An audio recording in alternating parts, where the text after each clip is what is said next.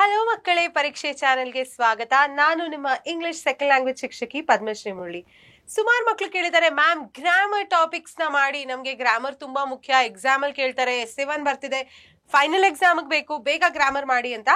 So ನಿಮ್ಮ ಎಕ್ಸಾಮ್ಗೆ ಕೇಳಿರುವಂತಹ ಪ್ರತಿ ಒಂದು ಗ್ರಾಮರ್ ಟಾಪಿಕ್ ನ ಡೀಟೇಲ್ ವಿಡಿಯೋಸ್ ನಾನು ನಿಮ್ಗೆ ಮಾಡ್ಕೊಡ್ತೀನಿ ಇಲ್ಲಿ. ಸೊ ಖಂಡಿತ ಈ ಕ್ಲಾಸಸ್ ನ ಅಟೆಂಡ್ ಮಾಡಿ ಅಂಡ್ ಡಿಸ್ಕ್ರಿಪ್ಷನ್ ಬಾಕ್ಸ್ ಅಲ್ಲಿ ಅಟ್ಯಾಚ್ ಆಗಿರೋ ಡಾಕ್ಯುಮೆಂಟ್ ನ ಕೂಡ ರೆಫರ್ ಮಾಡಿ. ಮುಂದುವರ್ಸಕ್ಕಿಂತ ಮೊದಲು ಪರೀಕ್ಷೆ ಚಾನೆಲ್ ಅಂದ್ರೆ ಏನು? ಅಕಸ್ಮಾತ್ ನೀವೇನೋ ಫಸ್ಟ್ ಟೈಮ್ ಪರೀಕ್ಷೆ ವಿಡಿಯೋ ನೋಡ್ತಿದ್ರೆ ಹೋಗಿ ನಮ್ಮ ಚಾನೆಲ್ನ ಸಬ್ಸ್ಕ್ರೈಬ್ ಮಾಡಿ. ಬಿಕಾಸ್ ಅದಲ್ಲಿ ನಿಮ್ಮ SSLC ಎಕ್ಸಾಮ್ಗೆ ಬೇಕಿರುವಂತಹ ಪ್ರತಿ ಒಂದು ಸಬ್ಜೆಕ್ಟಿನ ಡೀಟೇಲ್ ವಿಡಿಯೋಸ್ ನಾವು ಮಾಡಿ ಅಪ್ಲೋಡ್ ಮಾಡ್ತಾ ಇದೀವಿ. ಅರ್ಥ ಆಯ್ತಾ? ಅದ್ರ ಜೊತೆಗೆ ಲೈವ್ ಕ್ಲಾಸಸ್ ನ ಕೂಡ ಕಂಡಕ್ಟ್ ಮಾಡ್ತೀವಿ. ಸೊ ಎಲ್ಲೂ ಹೋಗ್ಬೇಡಿ, ಸ್ಟೇ ಟ್ಯೂನ್. ಆಮೇಲೆ ಇವತ್ತಿನ ಕ್ಲಾಸ್ ನ ನೋಡೋಣ. ಸೊ ಇವತ್ತಿನ ಕ್ಲಾಸಿನ ಟಾಪಿಕ್ ಯಾವುದು? ಕಂಜಂಕ್ಷನ್ಸ್. ಕಂಜಂಕ್ಷನ್ಸ್ ಅಂತ ಗೊತ್ತಿರ್ಬೇಕು ನಿಮ್ಗೆ. ಸೊ ಆಕ್ಚುಲಿ ನಿಮ್ಗೆ 3rd 4th ಸ್ಟ್ಯಾಂಡರ್ಡ್ ಇಂದ 10th ಸ್ಟ್ಯಾಂಡರ್ಡ್ ತನಕ ಕಂಜಂಕ್ಷನ್ಸ್ ಇರುತ್ತೆ. ಇಷ್ಟೊತ್ತಲ್ಲಿ ನೀವು ನನಗೆ ಹೇಳ್ಬೇಕು, ಮ್ಯಾಮ್ ನೀವು ಕೂತ್ಕೊಳ್ಳಿ, ನಾನ್ ಬಂದು ನಿಮ್ಗೆ ಹೇಳ್ಕೊಡ್ತೀನಿ ಅಂತ.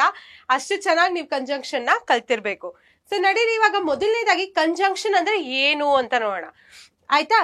Conjunctions are words. ಇದು ಪದಗಳು, ಕರೆಕ್ಟ್ ಅಲ್ವಾ? ವರ್ಡ್ಸ್ ಇದು that help link to words. ಇದೊಂದು ರೀತಿಯಾದ ಲಿಂಕ್ ಆಗಿ ವರ್ಕ್ ಆಗುತ್ತೆ. ಅರ್ಥ ಆಯ್ತಾ? ಸೊ ಇವಾಗ ಎರಡು ಪದಗಳ ಮಧ್ಯೆ ಹಾಕುವಂತಹ ಲಿಂಕ್ ನ ನಾವು ಕಂಜಂಕ್ಷನ್ಸ್ ಅಂತ ಹೇಳ್ತೀವಿ. ಈ ಒಂದು ಪದಗಳೇನಿದೆ ಅದನ್ನ ಯೂಸ್ ಮಾಡಿದಾಗ ಆ ಒಂದು ಸೆಂಟೆನ್ಸ್ ಇದೆ ಅಲ್ಲ, ಆ ಸೆಂಟೆನ್ಸ್ ಇಂದ ಅರ್ಥವನ್ನ ನಾವು ಎನ್ಹಾನ್ಸ್ ಮಾಡ್ತೀವಿ. ಅರ್ಥ ಆಯ್ತಾ? ಅದನ್ನ ನೀವು ಜ್ಞಾಪಕ ಇಟ್ಕೊಳ್ಳೋದು ತುಂಬಾ ಮುಖ್ಯ. ಸೊ ಇದು ನಾವು ಎರಡು ಪದಗಳ ಮಧ್ಯೆ ಯೂಸ್ ಮಾಡ್ತೀವಿ. ಫ್ರೇಸಸ್ ಅಂದ್ರೆ ಅದೆಲ್ಲ ಸಬ್ಜೆಕ್ಟ್ ಇರುತ್ತೆ ಅಥವಾ ಆಬ್ಜೆಕ್ಟ್ ಇರುತ್ತೆ. ಅಂಡ್ ಕ್ಲಾಸಸ್ ಅಲ್ಲಿ ಎರಡೂ ಇರುತ್ತೆ. ಆಯ್ತಾ? Or sentences. ನಿಮ್ಮ ನಾರ್ಮಲ್ ಸೆಂಟೆನ್ಸ್ ಅಲ್ಲೂ ಕೂಡ ಈ ಕಂಜಂಕ್ಷನ್ ನ ನಾವು ಯೂಸ್ ಮಾಡ್ತೀವಿ. ಸೊ ಇವಾಗ ಕಂಜಂಕ್ಷನ್ ಎಕ್ಸಾಂಪಲ್ಸ್ ಏನು? ಅಂಡ್ ಇವಾಗ ಕನ್ನಡದಲ್ಲಿ ಹೇಳ್ಬೇಕು ಅಂದ್ರೆ ನಾನೊಂದು 2 ಸೆಂಟೆನ್ಸ್ ಹೇಳ್ತೀನಿ. ನಾನು ಮತ್ತೆ ನನ್ನ ಗೆಳೆಯ ಶಾಲೆಗೆ ಹೋದ್ವಿ. ಆಯ್ತಾ?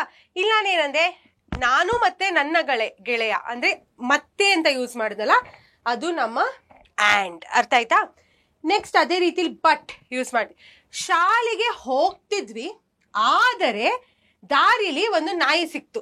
ಓಕೆ, ಆದರೆ ಅಂತ ಏನ್ ಯೂಸ್ ಮಾಡ್ತೀವಿ? ಅದು ಬಟ್. ಓಕೆ, ಸೊ ಇವಾಗ ನಾನು ನೆನ್ನೆ ಶಾಲೆಗೆ ಹೋಗಕ್ಕಾಗ್ಲಿಲ್ಲ, ಯಾಕಂದರೆ ಜೋರಾಗಿ ಮಳೆ ಬಿತ್ತು ಅಂತ ನಾವೇನಂತೀವಿ, ಅಥವಾ ಬಂತು ಅಂತೀವಿ. ಆಯ್ತಾ? ಸೊ ಅದಕ್ಕೆ ನಾವು ಬಿಕಾಸ್ ಅಂತ ಹೇಳ್ತೀವಿ. ಅರ್ಥ ಆಯ್ತಾ ಮಕ್ಕಳೇ? ಸೊ ಇದೇ ರೀತಿಲಿ so, or, although, either, or, ಇದೆಲ್ಲ ಏನಿದೆ ಕಂಜಂಕ್ಷನ್ಸ್. ನಿಮ್ಮ ಎಕ್ಸಾಮ್ಗೆ ಇದು ಕೇಳ್ತಾರೆ. ತುಂಬಾ ಇಂಪಾರ್ಟೆಂಟ್ ಆಗಿರುವಂತಹ ಟಾಪಿಕ್ ಇದು. ಅಂಡ್ ಈ ಗ್ರಾಮರ್ ಟಾಪಿಕ್ಸ್ ಇಂದ ನಿಮ್ಗೆ ತುಂಬಾ ಈಸಿಯಾಗಿ ಮಾರ್ಕ್ಸ್ ಗಳು ಕೂಡ ಸಿಗುತ್ತೆ. ಸೊ ನಾನ್ ನಿಮ್ಗೆ ಒಂದು ಸಣ್ಣವಾದಂತ ಒಂದು ಟಿಪ್ ಏನ್ ಕೊಡ್ತೀನಿ ಅಂದ್ರೆ, ಕಂಜಂಕ್ಷನ್ ಬಗ್ಗೆ ಕೇಳಿರುವಂತಹ ಪ್ರಶ್ನೆಗಳಿಗೆ ನೀವು ಆ ಸೆಂಟೆನ್ಸ್ ನ ಕನ್ನಡದಲ್ಲಿ ಟ್ರಾನ್ಸ್ಲೇಟ್ ಮಾಡ್ಕೊಳ್ಳಿ, ಅಥವಾ ನಿಮ್ಗೆ ಯಾವ ಲ್ಯಾಂಗ್ವೇಜ್ ಅಲ್ಲಿ ಕಂಫರ್ಟಬಲ್ ಇರುತ್ತೋ ಆ ಲ್ಯಾಂಗ್ವೇಜ್ ಅಲ್ಲಿ ಚೇಂಜ್ ಮಾಡ್ಕೊಳ್ಳಿ. ತಿರ್ಗಾ ಹೇಳ್ಕೊಳ್ಳಿ, ಓ ಇದು ಇವಾಗ ಯಾವ ಕಂಜಂಕ್ಷನ್ ಬರುತ್ತೆ ಅಂತ ಯೋಚಿಸಿದಾಗ ನಿಮ್ಗೆ ಆನ್ಸರು ಅಲ್ಲೇ ಸಿಕ್ಬಿಡತ್ತೆ. ಇವಾಗ ನೋಡೋಣ, ಆ್ಯಂಡ್ ನ ನಾವು ಯಾವಾಗ ಯೂಸ್ ಮಾಡ್ತೀವಿ. ಸೊ ಈ 3 ಏನಿದೆ, ಆ್ಯಂಡ್, ಬಟ್, ಬಿಕಾಸು, ABB, ಇದು ನಿಮ್ಮ ಎಕ್ಸಾಮ್ ಅಲ್ಲಿ ಸುಮಾರು ಸತಿ ಕೇಳಿದ್ದಾರೆ. ಅದಕ್ಕೇನೆ ನಾನು ಇದನ್ನ ಹೇಳ್ತಾ ಇರೋದು. ಓಕೆನಾ? And is used to depict an addition to something. ನನಗೆ ಪಿಜ್ಜಾ ಇಷ್ಟ ಆ್ಯಂಡ್ ಚಾಕ್ಲೇಟ್ ಕೂಡ ಇಷ್ಟ ಅಂತ ಹೇಳ್ತಾರೆ. ನಂಗೆ ಪಿಜ್ಜಾ ಮತ್ತು ಚಾಕ್ಲೇಟ್ ಇಷ್ಟ. ಮತ್ತು ಅಂತ ನಾವೇನು ಯೂಸ್ ಮಾಡ್ತೀವಿ? ಅದು ಆ್ಯಂಡ್. ಅರ್ಥ ಆಯ್ತಾ? But is used to show that A happened despite B. ಆಯ್ತಾ?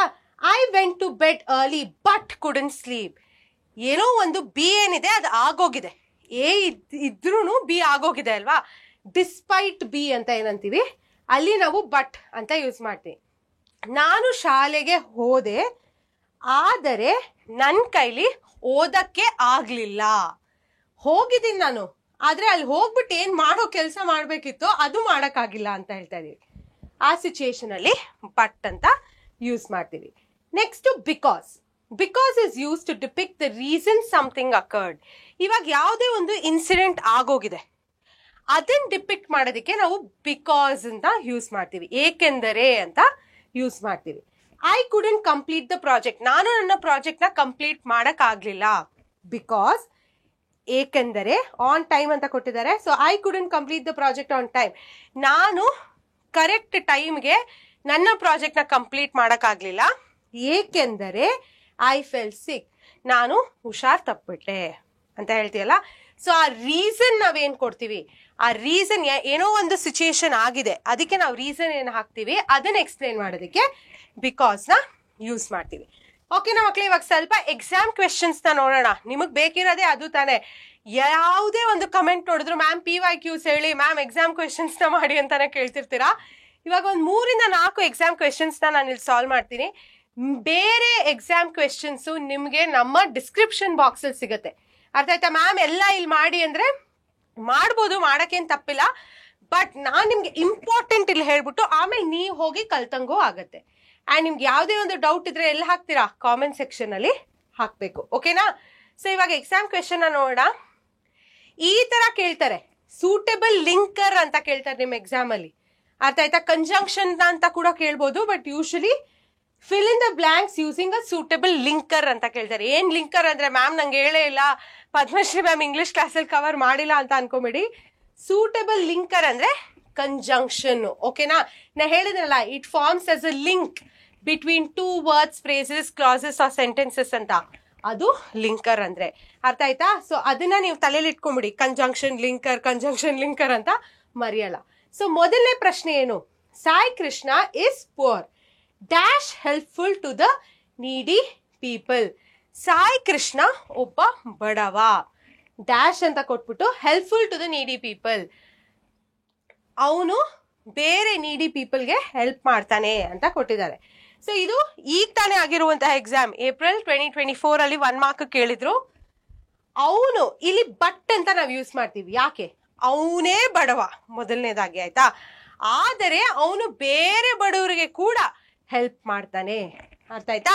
ಸೊ ಅದಕ್ಕೆ ನಾವು ಬಟ್ ಅಂತ ಏನ್ ಲಿಂಕರ್ ಇದೆ ಅದನ್ನ ಯೂಸ್ ಮಾಡ್ತೀವಿ. ಸೊ ನಾ ಹೇಳ್ದಂಗೆ ಕನ್ನಡಕ್ಕೆ ಟ್ರಾನ್ಸ್ಲೇಟ್ ಮಾಡ್ಕೊಂಬಿಡಿ, ಹೆಲ್ಪ್ಫುಲ್ ಆಗತ್ತೆ. ಆಯ್ತಾ? ಸೊ ತಿರ್ಗಾ ಇದು fill in the blanks using the suitable linker heading ಇದೆ. ಸೊ ನಿಮ್ಗೆ ಈಸಿ ಆಗತ್ತೆ. Ajay was selected to take part in the car race.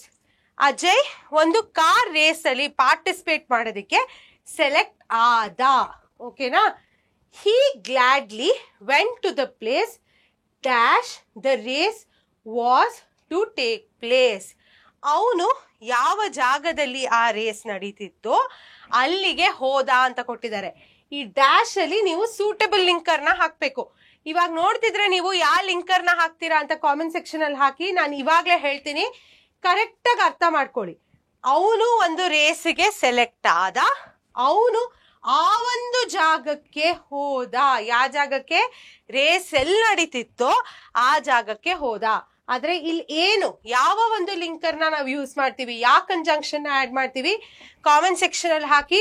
ಇದು ಜೂನ್ 2023 ಕೇಳಿದ್ರು 1 ಮಾರ್ಕ್ಗೆ. ಆನ್ಸರ್ ಈಸ್, ಮಕ್ಕಳೇ ಎಲ್ಲಾರು ಕಾಮೆಂಟ್ ಹಾಕಿದೀರಾ? ಬೇಗ ಹಾಕಿ, ನಾನು ತೋರಿಸ್ತೀನಿ. ವೇರ್. ಆಯ್ತಾ? ಆ ಜಾಗ ಎಲ್ಲಿ, ಆ ಜಾಗದಲ್ಲಿ ಎಲ್ಲಿ ನಡೀತಿತ್ತೋ ಅಲ್ಲಿ ಇವನು ಹೋದ ಅನ್ನೋದಕ್ಕೆ ವೇರ್ ಅಂತ ನಾವು ಯೂಸ್ ಮಾಡ್ತೀವಿ. ಓಕೆನಾ? ಇವಾಗ next question, fill in the blanks using the suitable linkers. Actually ತುಂಬಾ ಈಸಿ, ನಿಮ್ಗೆ ಅದೇ ಹೆಡ್ಡಿಂಗ್ ಕೊಟ್ಟಿದ್ದಾರೆ, ಜಾಸ್ತಿ ತಲೆ ಕೆಡ್ಸ್ಕೊಳ್ಳೋದು ಬೇಡ. My ambition is to become a doctor. ನನ್ನ ಆಂಬಿಷನ್ ಒಬ್ಬ ಡಾಕ್ಟರ್ ಆಗ್ಬೇಕು ಅಂತ.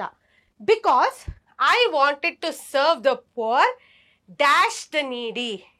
ನನ್ನ ಆಂಬಿಷನ್ ಡಾಕ್ಟರ್ ಆಗ್ಬೇಕು ಅಂತ, ಏಕೆಂದರೆ ನಾನು ಬಡವರಿಗೆ ಮತ್ತು ಅಂತ ನಾನೇ ಆನ್ಸರ್ ಕೊಟ್ಬಿಟ್ಟೆ ನಿಮ್ಗೆ. ಮತ್ತು ಅಂತ ಏನ್ ಹೇಳ್ತೀವಿ, ಅದು ಇಂಗ್ಲಿಷ್ ಅಲ್ಲಿ ಆ್ಯಂಡ್ ಅಂತ ಯೂಸ್ ಮಾಡ್ತೀವಿ. ಮತ್ತು ನೀಡಿ ಪೀಪಲ್ಗೆ ಸರ್ವ್ ಮಾಡೋದು.